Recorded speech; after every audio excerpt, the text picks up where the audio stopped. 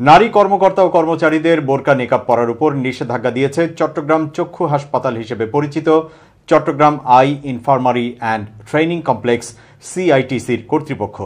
বিষয়টি নিয়ে চট্টগ্রামের সাধারণ মানুষের পাশাপাশি ওই হাসপাতাল সংশ্লিষ্টদের মধ্যে সৃষ্টি হয়েছে ক্ষোভ।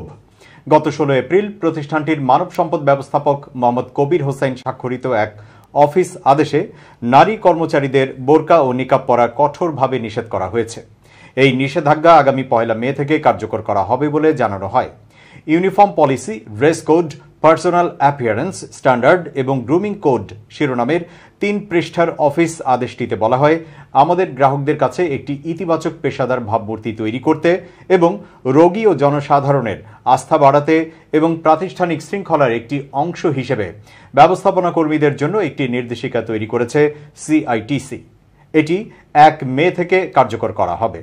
সকলকে তাদের সহযোগিতা প্রসারিত করার জন্য অনুরোধ করা হচ্ছে।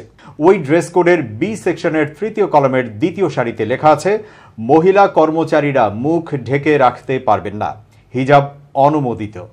ডিউটির সময় নেকাব এবং বোরকা কঠোরভাবে নিষিদ্ধ।